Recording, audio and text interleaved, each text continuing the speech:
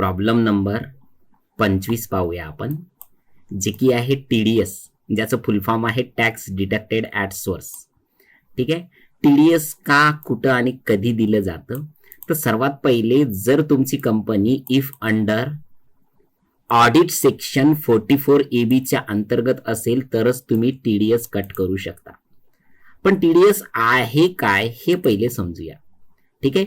TDSचं फुल form माहित आहे आपल्याला, tax deduction at source. TDS is applicable on payment other than goods and services. म्हणजेच GST ही कशावर आहे? गुड्स अँड सर्व्हिसेसवर आहे. तर TDS गुड्स अँड सर्व्हिसेसला सोडून जे आहे याच्या व्यतिरिक्त टॅक्स जो लागतो तो लागतो TDS, जो की इन्कम टॅक्स आहे, जे की गव्हर्नमेंटला हा पैसा भेटतो. कुणाकडनं? TDS कडनं. म्हणजे TDS कट करून गव्हर्नमेंटला इन्कम भेटते, जे म्हणजेच आपण त्याला इन्कम टॅक्स असं म्हणतो. TDS deducted by payee on certain category of the business. TDS deducted by payee म्हणजे जो पेड करतो तो डिडक्ट करतो म्हणते. आणि कोण पेड करणार आहे? जर आपण कुणाला कमिशन देत असेल तर त्याच्या ब्रोकरेजवर आपण TDS, कमिशन ऑन सॅलरी किंवा सेल्स लॉटरी तिकीट, आपण जर लॉटरीचं तिकीट सेल केलं, ठीक आहे, आणि TDS त्याच्यावर ऍप्लिकेबल असते. ठीक आहे. Fees for professional technical services, म्हणजे जर काही टेक्निकल सर्व्हिसेस आपण घेत आहोत ॲज अ बिझनेस ओनर, तर बिझनेस मधून आपण TDS कट करून ती अमाऊंट देत असतो. परत इन्शुरन्स ऑन कमिशन, तर याच्यावर सुद्धा TDS लागेल. आणि काही सिक्युरिटी डिपॉझिट असेल त्याच्यावर सुद्धा TDS लागेल, ज्याच्या इंटरेस्टवर, बरं का, डिपॉझिटवर नाही, त्याच्या इंटरेस्टवर जर अमाऊंट मोठी असेल तर. पेमेंट टू द कॉन्ट्रॅक्टर और सब कॉन्ट्रॅक्टर, यांना पेमेंट जेव्हा देतो तेव्हा सुद्धा TDS लागतं. आणि रेंट म्हणजेच मंथली जर कुणाचं रेंट येत असेल, इन्कम, ज्याला आपण TDS डिडक्ट करून रेंट द्यायचं असतं ॲज अ कंपनी ओनर. आणि विनिंग अ लॉटरी किंवा हॉर्स रेस, जर कोणी जिंकलं तर त्याला जे आपण विनिंगची अमाऊंट जेव्हा देत असू तर तेव्हा TDS डिडक्ट करूनच अमाऊंट द्यायची आहे त्याला. ओके. कुठलीही लॉटरी किंवा काही अमाऊंट जर जिंकला कोणी तर गव्हर्नमेंटला काय पैसे जातील हे महत्वाचं आहे. आणि याच्या TDS म्हणजेच काही सर्टन कॅटेगरीज आहेत त्याच्यावरच TDS लागतात. पण याचं एक एक्झाम्पल तुम्हाला सांगतो. जसं की आपण एक लॉटरी कंपनी चालवतोय आणि कुणी 1 लाखाची लॉटरी जिंकली आणि आपण त्याला 1 लाख रुपये द्यायचे, तर त्याला ती 1 लाख रुपये समोरच्या व्यक्तीला काय आहे, ही एक इन्कम सोर्स झालाय त्याचा. म्हणजेच तो इन्कम जो आहे त्याच्यावर आपण टॅक्स कट करून त्याला उर्वरित अमाऊंट द्यायची. फॉर एक्झाम्पल, आपण त्याला 5,000चा टॅक्स कट करून 95,000 आपण ॲज अ विनिंग अमाऊंट दिली आणि 5,000चा आपण एक सर्टिफिकेट दिलं त्याला, TDSचं सर्टिफिकेट, की जे तुझं टॅक्स आम्ही गव्हर्नमेंटला तुझ्या इन्कमवर भरलेलं आहे. ओके. तर हे आहे तुमचं काय, समजलं TDS कसं राहील.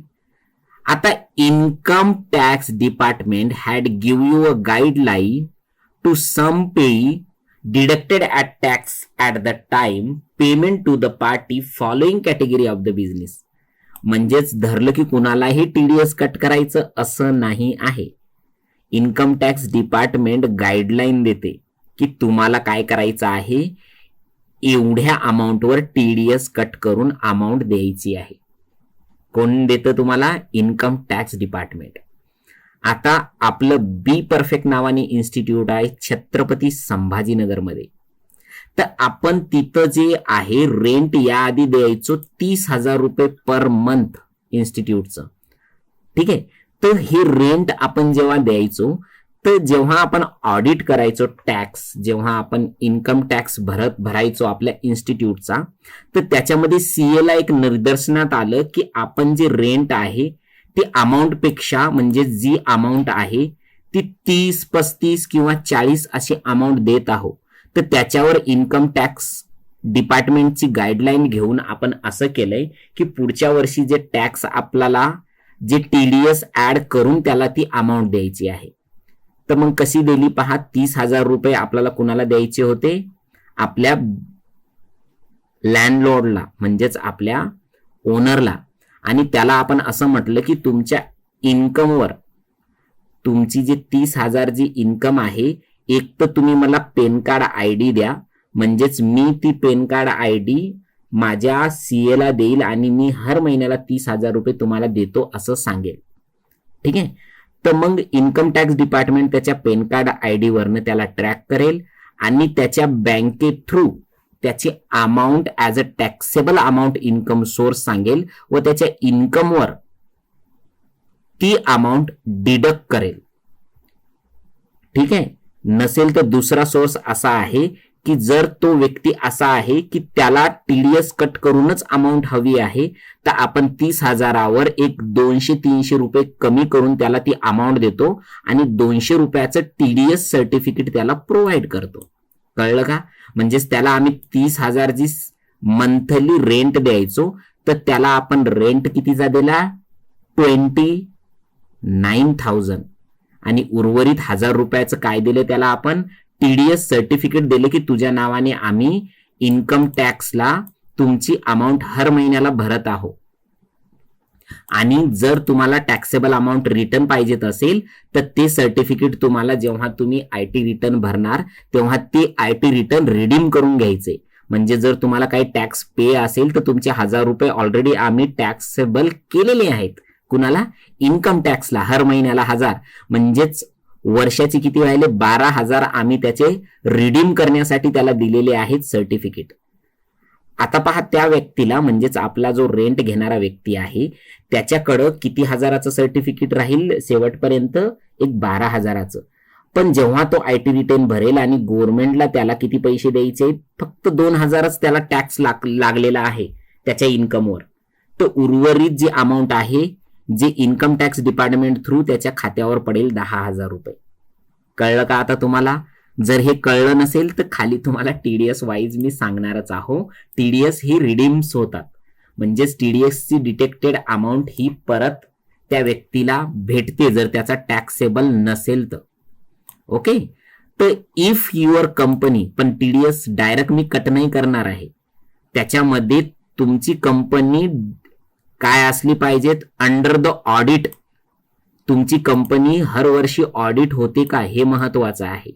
आणि तुमची company under the section 44AB च्या अंतर्गत ॲबिलिटी असली पाहिजे त्याची की तो टीडीएस डिडक्ट करू शकतो. आता तुम्ही कोणाला 2-3 हजार रुपये देताय आणि त्याचे टीडीएस कट करून देताय, चालेल का? नाही चालणार. कारण की जेव्हा कुणाची इन्कम लाखोनी किंवा करोडोनी वाढेल किंवा होईल तेव्हा टीडीएस डिडक्ट करून द्यायचं आहे. ठीक आहे. फॉर एक्झाम्पल, आमच्या बाजूला एक घर विक्री होतं आणि त्या घराला मी विकण्यासाठी मदत केली आणि मला त्याचं 1% ब्रोकरिंग चार्जेस भेटलं आणि हे चार्जेस होतं 70,000चं. तर आता एक लक्षात घ्या, मी ब्रोकरेज चार्जेस जे आहे ते मी ब्रोकरेज कमिशन मला भेटलंय त्याचं. जेव्हा त्यांची 30-35 लाखाची डील झाली तर मला किती लाख भेटले, 1,000 भेटले, त्याच्यामध्ये 70,000 हे 2-3 दिवसात भेटले. तर माझी 2-3 दिवसाची 70,000 रुपये ही रोज होणारी इन्कम नाहीये. त्यामुळे त्याच्यावर कुठलाही जीएसटी वगैरे न लागता मला समोरच्या व्यक्तीनं टीडीएस कट करून ती अमाऊंट माझ्या खात्यामध्ये टाकलेली आहे. लक्षात राहील.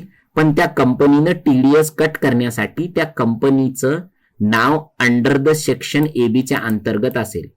पण नॉर्मल माणसाची जर डील झाली आणि ती कमिशन मला जर रिसिव्ह झालं तर माझ्या अकाउंटमध्ये असं दाखवेल की 70,000 कुणाची तरी अमाऊंट आले व त्याच्यावर मी टीडीएस म्हणजेच इन्कमवर टॅक्स देणं आहे गव्हर्नमेंटला. ठीक आहे. तर हे सुद्धा समोर दिसेल. तर कमिशन ऑन लॉटरी तिकीट. ठीक आहे. आणि दुसरी गोष्ट, प्रोफेशनल फीज किंवा रेंट किंवा काही हॉर्स रेस वगैरे आपण रेंट देत असेल तर बरं का, हे कंपनी जेव्हा रेंट, लॉटरी ह्या सगळ्या गोष्टी कॉन्ट्रॅक्टर, सब कॉन्ट्रॅक्टरला काय पैसे देत असेल तर देते वेळेस इथं सरळ सांगितलेलं आहे त्यानं पेई, पेई म्हणजेच देणारा. ठीक आहे, तुम्ही घेणारे आहेत, तुम्हाला टीडीएसचं काही घेणदेण नाही, पण तुम्ही कंपनी आहात आणि तुम्ही पैसे कुणाला देताय तर देते वेळेस टीडीएस कट करून द्यायचे आहे, हे या मागचा उद्देश आहे. ठीक आहे. आता एक लक्षात घ्या की तुम्हाला जर महिन्याची 20,000 सॅलरी आहे, तुम्हाला त्या महिन्याची 20,000 भेटते, कुठलंही टॅक्स वगैरे द्यायची गरज नाही, काही हरकत नाही, भेटून जाते.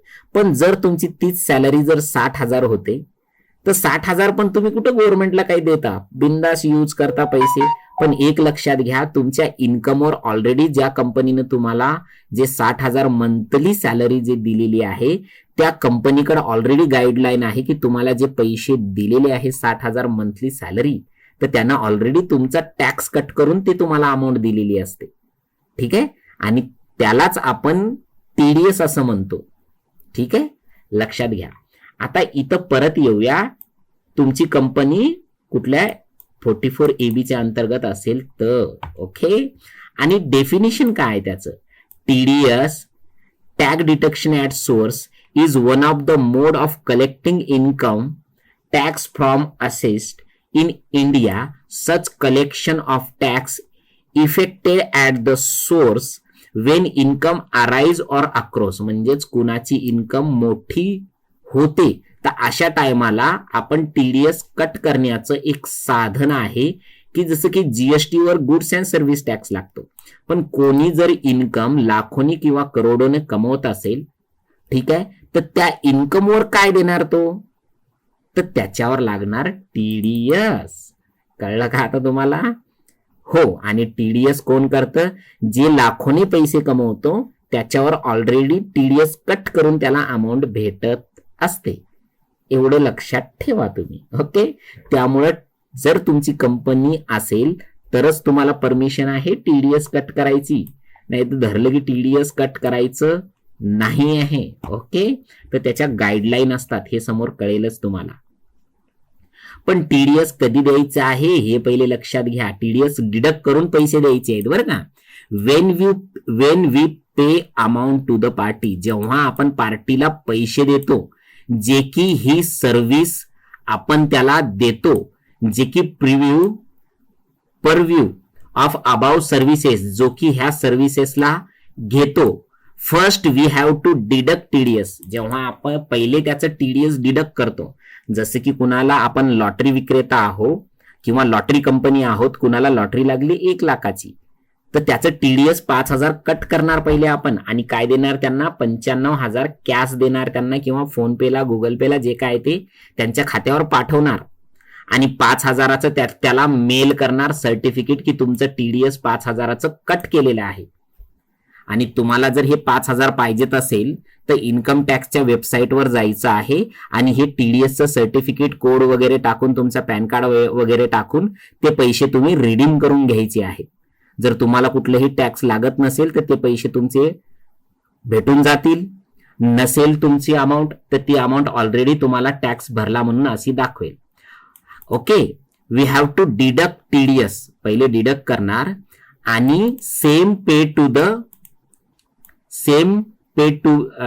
टू द गव्हर्नमेंट, म्हणजे जशाच तशी आपण ती अमाऊंट डिडक्ट केलेली कुणाला देणार? त्याच्या नावाने गव्हर्नमेंटला देणार. ओके, पण एक लक्षात घ्या, टीडीएस कट करण्याच्या आधी समोरच्याचं पॅन कार्ड असणं गरजेचं आहे. ओके, तरच टीडीएस कट होतं.